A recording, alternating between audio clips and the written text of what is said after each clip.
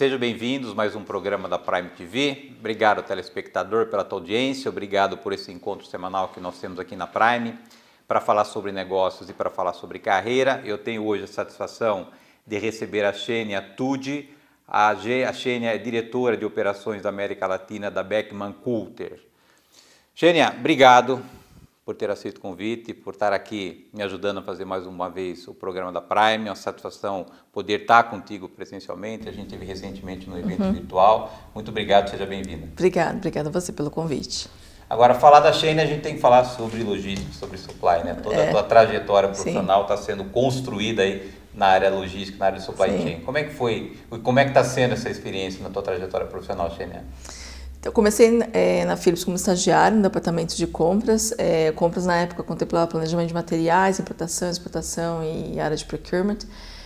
Eu me lembro que na época o meu gestor ele comentava, né, que o supply chain era a bola da vez, era o futuro. Então, olhando agora para trás, é engraçado como as coisas evoluem. Então, eu entrei na Philips como estagiária, saí como gerente, eu fiquei lá quase 10 anos, sempre na área de supply chain. E ali foi quando eu realmente percebi que eu amava o que eu fazia, né?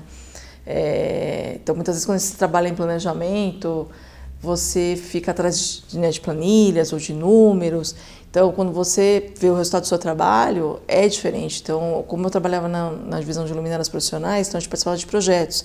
Então, a ponte estaiada, toda a iluminação lá foi Philips.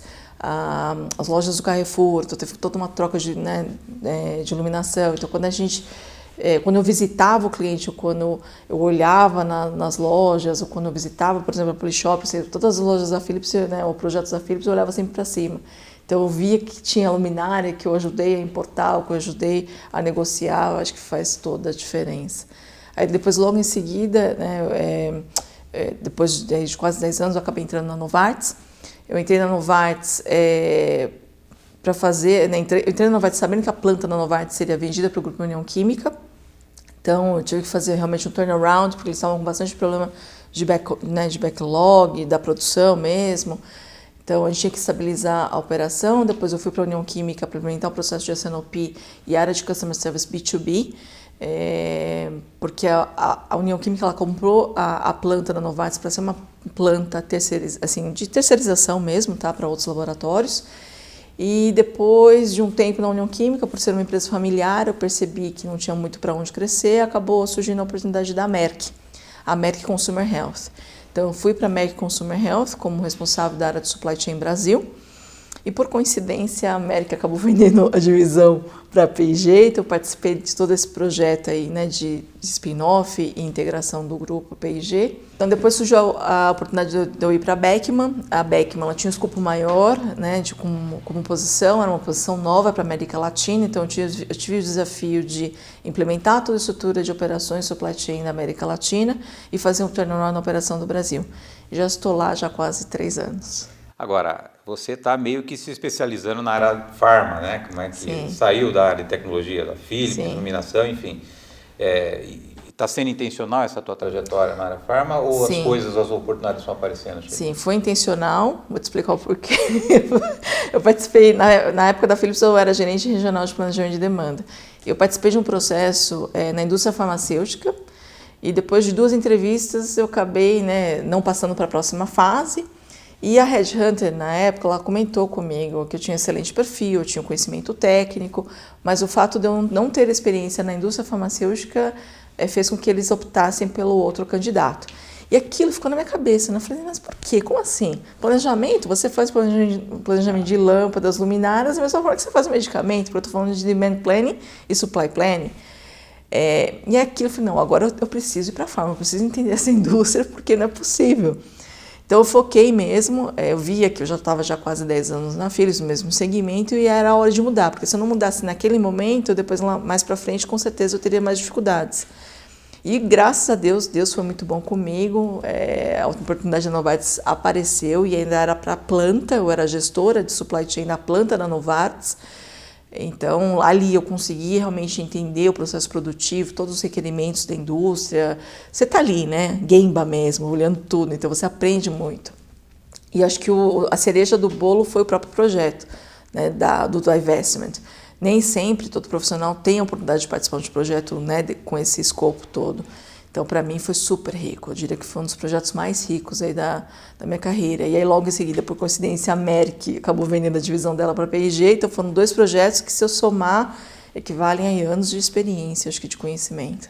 Agora, a gente falou um pouquinho nos bastidores sobre os desafios, né? A gente está vivendo uma época como a gente nunca imaginou antes que fôssemos viver, mas você comentou comigo que o momento, ainda que seja desafiador, não foi o maior desafio que você enfrentou, né? Se você olhar para trás hoje, quais foram os momentos, Xenia, que você pode identificar assim, cara, aqui foi um momento onde que me ajudou a dar mais um salto na minha carreira? Você consegue identificar olhando para trás? Sim, foram o próprio projeto mesmo da Novartis, né? Então, a Novartis, as pessoas sabiam que a planta seria vendida, mas ninguém sabia, né, para quem seria vendido. Então, uma vez anunciado quem era o comprador, que era a União Química, o meu desafio era o quê? Era estabilizar a operação e as pessoas elas precisavam ficar, né?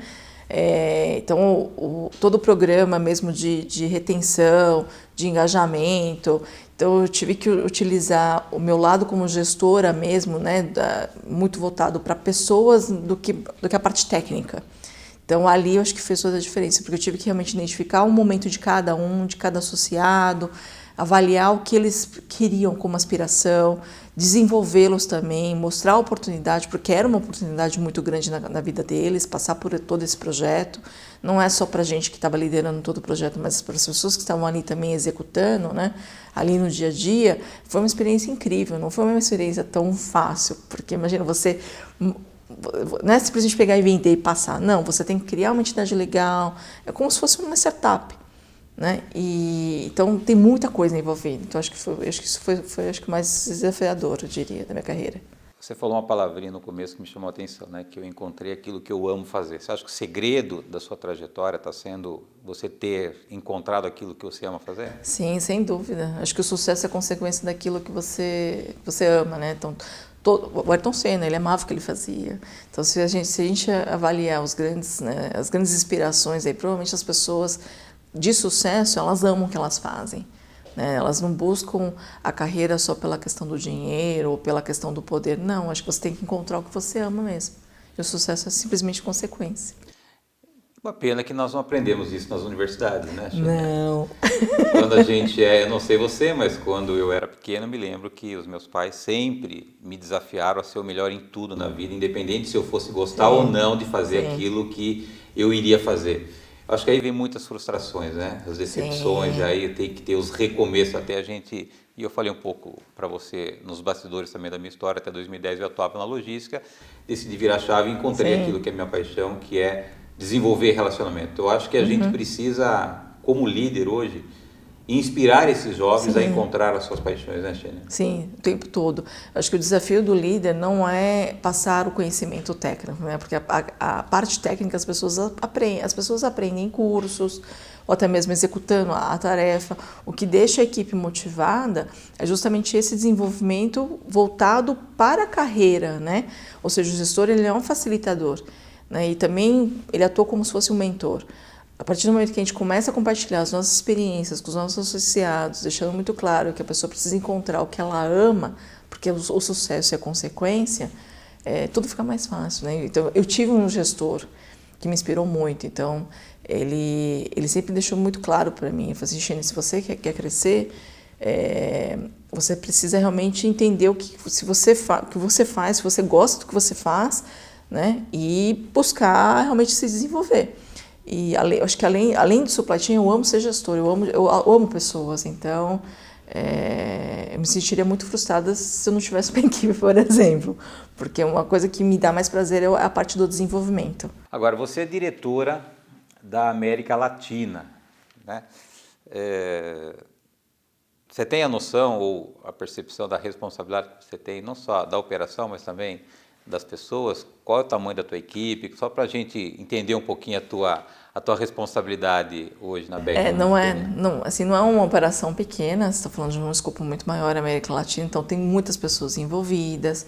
Então a preocupação com o ser humano, com o associado, é o tempo todo. Então, uma vez um gestor, né, que eu tive, ele me falou assim, olha, Xenia, Você sabe se o gestor ele dedica o tempo dele para desenvolvimento de pessoas, é só olhar na agenda. Se na agenda da pessoa ele tem espaços onde ele se dedica em conversas one-on-ones, em conversas de desenvolvimento de carreira, né, em termos de tempo, se o tempo dele é muito maior do que reuniões do dia a dia, né, de operação, é um sinal de que ele se dedica no desenvolvimento da equipe. Então eu procuro realmente reservar um espaço para falar com o meu time, por mais que assim, a equipe seja grande, eu acho que você tem a obrigação, né, de desenvolver, de falar e conversar e orientar. A gente tem algo em comum que é gostar de pessoas. Eu acho que isso é o que nos desafia a acordar de manhã e poder entender de que haverá sempre pessoas onde a gente vai poder ajudar, desafiar, inspirar. Sim. Porque o ser humano é um extraordinário com o potencial e a capacidade que ele tem, e às vezes não sabe aquilo que eles podem realizar, e a gente tem o privilégio de poder desafiá-los, né? Isso, o tempo todo, né? A gente desafia para ajudá-los no desenvolvimento, não só para cobrar, né? Xenia, eu vou pedir a tua licença para um rápido intervalo. Claro. Na volta nós retomamos aqui a entrevista com a Xenia Tuji. A Xenia é diretora de operações da América Latina da Beckman Coulter. Nós voltamos no instante.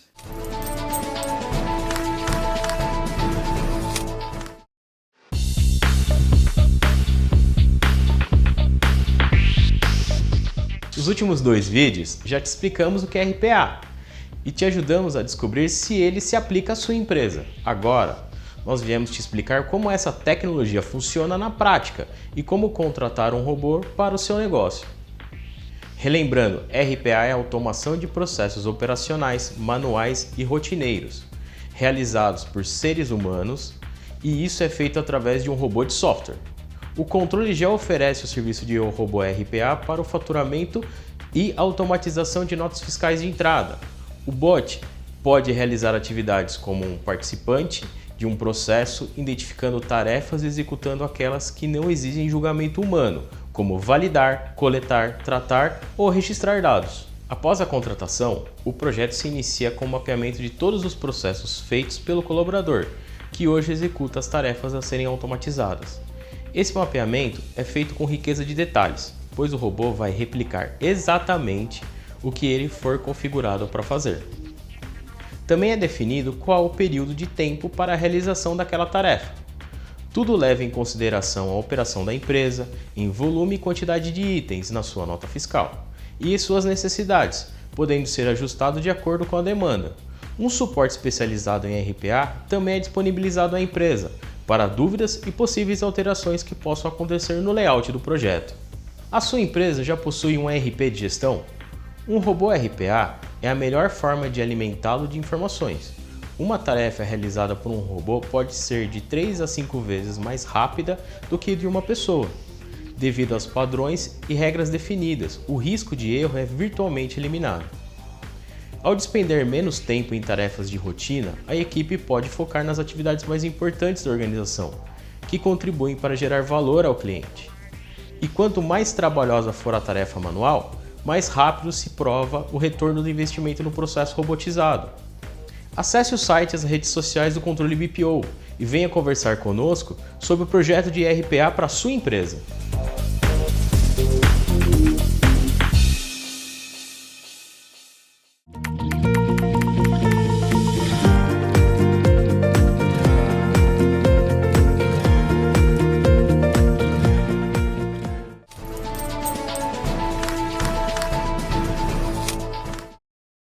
Voltamos. Nossa convidada de hoje é a Xenia Tuji. A Xenia é diretora de operações da América Latina da Beckman Coulter. Xenia, falar um pouquinho agora da pandemia, né? Não poderia deixar de falar desse momento diferente que todos nós estamos vivendo. Qual foi o impacto que a pandemia trouxe na tua operação, na tua vida, e como é que você tem lidado com esses desafios? Não foi fácil, acho que para ninguém. Acho que ninguém estava preparado, né, para a pandemia, principalmente para os profissionais de supply chain. Então, pensando um pouquinho, né, no cenário da Beckman, eu me lembro que a gente começou a trabalhar de casa no dia 17 de março do ano passado. E o que mais me preocupava eram, assim, dentro da área de supply chain, nós temos o time de logística, né, de operação. Então, para as pessoas que conseguiam, né, ficar em casa, trabalhar de casa, super tranquilo. Então, assim, eu estava segura de que eles também estavam seguros. E o meu time de logística, né, meu time que precisava realmente fazer a coisa acontecer. Então, o que mais me preocupava era quais seriam os protocolos, porque nenhum dos protocolos na época estavam claros, né? Ninguém sabia como lidar com o Covid. Então, o que nós fizemos, né? A gente adotou o conceito de células, até porque assim, a gente pegou a equipe, a gente dividiu em células, então as pessoas elas não poderiam interagir com todo mundo, porque se tivesse um caso de contaminação, teria que afastar todo mundo, né? Toda a operação. Então, claro que dentro desse conceito de célula, as pessoas elas ficavam um pouco, né, nervosas, porque elas estavam ali fisicamente, mas elas não podiam interagir, então a gente trabalhou muito na conscientização, né, da segurança. Então, acho que esse conceito de células funcionou super bem. Então, ao longo desse 1 ano e meio, nós tivemos alguns casos na operação, né, mas nada muito grave. Quando a gente teve esses casos, a gente acabou afastando a célula e remanejando a equipe para a operação não parar. E funcionou muito bem, né? E eu acho que acho que além da operação, eu tive um desafio maior ainda no ano passado, porque eu tinha como estratégia, né, fazer o turnaround do Brasil, então eu tinha que fazer algumas trocas, principalmente no meu time direto. Então eu ficava pensando, mas como é agora, né? O que eu faço? Faço a troca? Não faço? Mas assim, não dava para esperar a pandemia passar. Então realmente eu tomei a decisão de fazer a troca. Foi super desafiador, porque eu fiz as contratações durante a pandemia, né? Não conheço as pessoas pessoalmente até hoje. E por outro lado, eu pensei, não, se eu fizer, eu tenho que fazer, mas o que eu preciso fazer depois, né? Não é simplesmente pegar e achar que as coisas continuariam como eram antes. Não, eu tive que me dedicar mesmo, fazendo trabalhos de team building, trabalhando a questão de trust com a equipe, porque a equipe ela tinha, né, novos líderes, novos membros, novos integrantes. E aí, né, como é que o time de operações ia trabalhar se a gente, né, essas pessoas nem se conheciam antes? Então, assim, foi um trabalho intenso que eu tive que fazer ao longo aí, né, de 2020, e eu posso te dizer que, assim, é engraçado porque tem pessoas que eu não conheço pessoalmente, mas parece que fazem anos que eu convivo com elas, e mesmo a equipe, elas não sentem, né, uma diferença pelo fato delas não conhecerem as pessoas pessoalmente. Então, eu posso dizer que hoje eu acredito em amor que começou pela internet, porque antigamente eu não acreditava. Agora, como é que foi para você, Xene, ter que administrar uma operação desse tamanho em home office, né? Qual foi o seu maior desafio?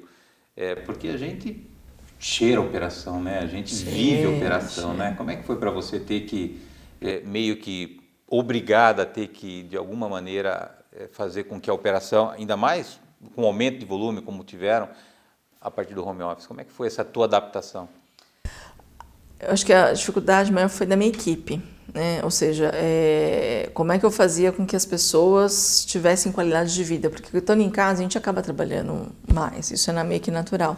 Então, assim, o tempo todo eu estava preocupada com a saúde mental da minha equipe, né? Então, assim, dentro dos processos de team building, a gente falava muito de gestão de prioridades, de gestão de tempo, né? De realmente avaliar a quantidade de demanda que acaba surgindo. Então, compartilhar isso também, as decisões, não simplesmente, né, deixar a equipe tomar a decisão sozinha. Então, você tem que estar disponível o tempo todo. Então, eu tive o privilégio de ter um suporte, né, em casa para conseguir trabalhar. Eu sei que nem todo mundo tem esse suporte, então tudo isso a gente tem que realmente levar em consideração. Então, é 24/7, não tem jeito, né? Eu falei um pouquinho ali nos bastidores também do desafio de nós, mais vocês, né, como executivos, criar um espaço na agenda para desenvolver relacionamento, né? E você tem essa responsabilidade América Latina. Como é que você cuida hoje do seu network? Como é que você hoje, vamos tirar hoje por causa da pandemia, mas em épocas normais você desenvolve relacionamento, você mantém relacionamento, você tem essa disciplina, Xene, você tem esse hábito de desenvolver relacionamento, ou você fica também, como a grande maioria dos executivos, voltado para dentro das operações? Eu diria, como você mais, pela questão do tempo, a gente procura, né, manter os relacionamentos que a gente constrói ao longo das né, assim, dos anos, das pessoas com quem a gente convive, mas é bem difícil. Não é fácil. E como é que você consegue equilibrar mulher, esposa, profissional? Como é que você consegue? A mulher tem mais facilidade do que o homem para conciliar esses diversos personagens, né? Mas como é que você consegue equilibrar esses pratinhos, Xenia? Não é fácil, né? Sendo mulher, não adianta, né? A mulher acaba tendo uma carga maior do que o homem, mas a gente procura, assim, pelo menos eu procuro fazer as coisas, né, me dedicar à minha vida pessoal também, aos meus amigos, porque eu preciso dessa energia, né, dos amigos. Então, eu procuro realmente fazer as minhas coisas pessoais nos finais de semana. Claro que a pessoa responsável por operações é, como eu te disse, né, 24/7. Você sempre tem que estar disponível, porque dependendo, né, a gente nunca sabe o que pode acontecer. Mas é se preocupar em realmente ter a sua vida pessoal, né? Dedicar tempo para a sua vida pessoal, para a sua família, para os seus amigos, para os filhos, para os cachorros, né? Eu acho isso extremamente importante, porque isso mantém a gente, né, bem, né? É o equilíbrio, né? E a gente sabe que hoje as mulheres merecidamente já conquistaram os seus espaços na liderança de grandes empresas, né? Mas nem sempre isso aconteceu, né, Xenia? Você teve que lidar com esse preconceito, com esse desafio? Tive no início da minha carreira, né? Porque eu era muito nova. Então, eu trabalhava num ambiente bem masculino, né? Com engenheiros. Então, eu tive, assim, para ser respeitada, eu tive que adotar uma postura um pouco masculina, inclusive. Porque senão, né, é bem complicado. Então, no início da minha carreira, eu sofri bastante por conta disso. Eu não poderia ser a Xenia, mulher, né, jovem na época. Então, assim, eu tinha que tomar cuidado com roupa, com a forma como eu me portava. Eu tive que me adequar ao ambiente. Né? Eu acho que hoje as coisas mudaram muito, muito. Então, as empresas, acho que no geral, elas estão realmente priorizando, trabalhando o tema de diversidade e inclusão. Então, isso eu acho super positivo, né? O início da tua carreira, você trabalhou muito com demanda, né? Sim. E hoje, com pandemia, mais do que nunca, requer uma sensibilidade e um conhecimento em equilibrar a demanda, ainda mais por essa demanda adicional que o Covid trouxe. Sim. A tua base lá atrás hoje te ajuda de uma maneira especial a lidar com essas situações anormais que a pandemia trouxe? Acho que acho que qualquer profissional ele tem que ter a visão do que está acontecendo no mundo, né? A visão macroeconômica, porque tudo impacta. A macroeconomia não impacta só o time comercial, o time de marketing, tudo. Então você tem que ter realmente, até para ajustar a tua operação, você não pode olhar para o hoje, né? Então, assim, o próprio processo de S&OP, ele te traz isso, né? Então, assim, você tem que ter uma visão de médio e longo prazo, e para isso você tem que realmente entender o mercado, entender o que está acontecendo no mundo, até para antecipar os riscos, né? E tentar mitigá-los aí o mais rápido possível. Então, um exemplo da pandemia mesmo. Então, o que eu percebia, acho que a área de supply chain e a área de logística ela sofreu muito na pandemia pelas restrições dos voos, né, pela restrição de contêineres, dos navios. Então, se você não entende o que está acontecendo no mundo, você não consegue nem explicar, né, um atraso de um produto. E isso é importante porque muitas vezes as pessoas, até mesmo os nossos clientes mesmo, eles não têm essa visão. Então, se algo acontece, se algum produto acaba atrasando, as pessoas elas acabam questionando, né, o porquê. Então você tem que entrar com argumentos dos fatores externos, onde a empresa ela não tem o poder de controlar, e aí a pessoa acaba entendendo. Então isso sim ajudou sim. A gente percebe, talvez hoje menos, que o problema sério de insumos, abastecimento de insumos, né? Uma empresa que hoje precisa de material, principalmente do exterior, teve ou continua tendo algum desafio? Como é que você lidou com isso na Beckman? A gente teve tanto a restrição de voo, que acabou impactando toda a logística e até mesmo todo o aumento do pico de demanda com relação aos produtos relacionados à Covid, nós tivemos que fazer reateios. Então, acho que não foi uma decisão somente local, né? Então, a gente compartilhou a decisão com o time global e, globalmente, a Beckman ela tomou cuidado de realmente, né, fazer o rateio aí dos produtos para que nenhum país ou nenhum mercado ficasse sem. Então a gente trabalhou com o mínimo do mínimo mesmo nesse período, até para dar tempo para as plantas se prepararem para o aumento de capacidade, né? Xênia, prazerzaço, o tempo voa aqui, prazerzaço tê-la aqui. Obrigado mais uma vez pela tua gentileza, foi ótima a conversa, parabéns pela tua trajetória, sucesso aí nos próximos passos da sua carreira. Sempre que você desejar vir compartilhar as novidades da sua carreira, o convite é permanente. Obrigado. Obrigada, gente. Obrigada. Obrigado, telespectador, pela tua audiência, obrigado por estar conosco em mais um programa da Prime. Lembrando que o Inédito vai ao ar toda terça-feira, 9h30 da noite. Eu aguardo vocês na próxima semana. Até lá.